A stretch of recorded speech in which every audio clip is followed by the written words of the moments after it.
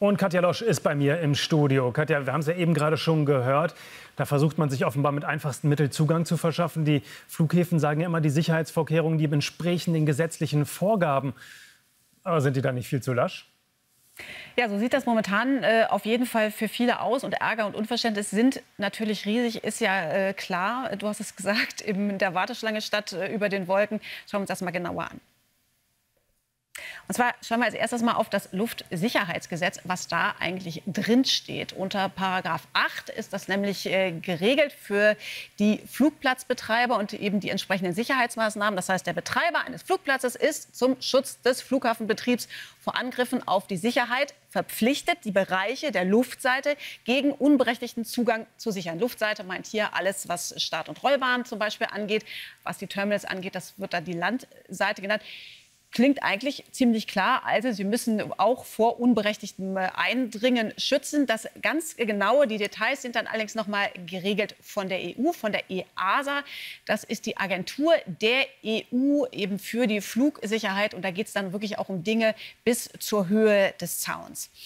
Schauen wir uns das jetzt noch mal für den Frankfurter Flughafen an, wie es da im Detail aussieht. Der Flughafen Frankfurt ist bekanntlich der größte Flughafen Deutschlands.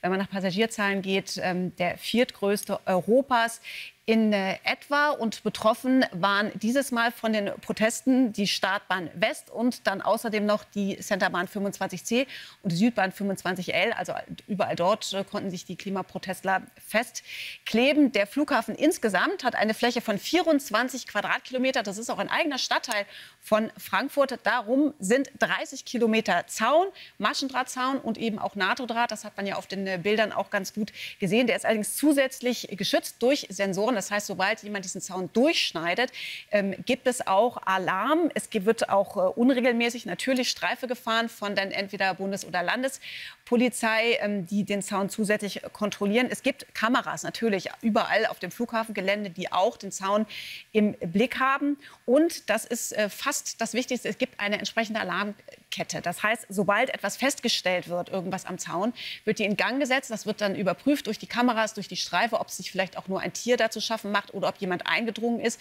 Und dann werden eben die entsprechenden Kräfte alarmiert. Und ganz wichtig dabei, die erste Maßnahme, wenn eben Eindringlinge festgestellt werden, ist, dass der Flugbetrieb komplett eingestellt wird. Und es geht darum, dass niemand zu Schaden kommt. Und da geht es eben nicht nur um die Eindringlinge, sondern vor allem auch um die Mitarbeiter, um die Sicherheitsleute, die ja dafür sorgen sollen, dass das Ganze wieder sicher wird. Und die sollen auf keinen Fall gefährdet werden.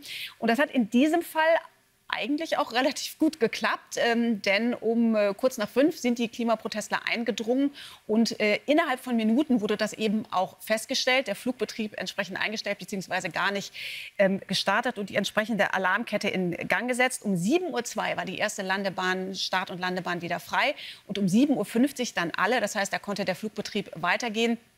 Das ist insofern unter den Umständen durchaus erfreulich, weil jedes Mal, wenn man so einen Sicherheitsvorfall hat, das gesamte Gelände überprüft und abgesucht werden muss, um eben die weitere Sicherheit zu gewährleisten. Und mit 24 Quadratkilometer ist das natürlich ganz schön groß. Und die Flughafenbetreiber, die betonen ja immer, sie halten sich an alle gesetzlichen Vorgaben und sie haben auch gar nicht so großes Interesse daran, dass diese Vorgaben weiter verschärft werden. Und die sagen eben auch, naja, auch wenn man den Zaun jetzt noch höher macht oder noch mehr sichert, wer wirklich entschlossen ist, der kommt trotzdem rein. Und wenn man jetzt mal an Terroristen denkt, auf der anderen Seite, in diesem Fall kann man insofern ja noch sagen, es ist glimpflich abgegangen.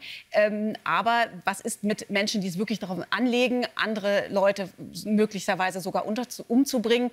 Und Terroristen können notfalls eben auch mit Drohnenbomben über den Zaun schicken. Die müssen gar nicht dafür eindringen. Das heißt, die Politik ist gefragt und im Zweifel dann eben auch die europäische Politik. Denn das ist ja alles europaweit einheitlich geregelt. Was aber immerhin die Bundesregierung jetzt mal fertiggebracht hat, ist, die Strafen zu verschärfen. Vergangene Woche ist es ja durchs Bundeskabinett gegangen, eben eine entsprechende Strafverschärfung, wenn man unberechtigt auf ein Flughafengelände dringend. Das hat eigentlich Nancy Faeser schon vergangenen Juli angekündigt, als es ähnliche Klimaproteste gab. Dann bedurfte es aber noch mal eine Initiative von Verkehrsministerium und Justizministerium. Das hat sie dann dankbar aufgegriffen. Und eben vergangene Woche ist das Gesetz durchgegangen. Das heißt, wer unberechtigt eindringt auf ein Flughafengelände, muss jetzt von Strafen von bis zu 2 Jahren rechnen oder sogar, wenn man gefährliche Gegenstände zum Beispiel bei sich hat, mit bis zu 5 Jahren oder eben eine Geldstrafe. Bisher ist das Ganze ja nur Bußgeld bewährt. Immerhin bis zu 10.000 € kann das kosten. Und das Ganze muss jetzt eben noch durch den Bundestag. Hat also ein bisschen gedauert. Und auch da ist ja wieder die Frage, wer jetzt nur entschlossen genug ist oder einfach idealistisch genug, der lässt sich vermutlich weder von höheren Zäunen noch von höheren Strafen abhalten. Ja, zumindest da scheint man die Aussicht auf höhere Strafen weitestgehend zu ignorieren. Ne? Ist ja noch nicht in Kraft. Mal sehen, ob es danach besser wird. Katja Losch, vielen Dank.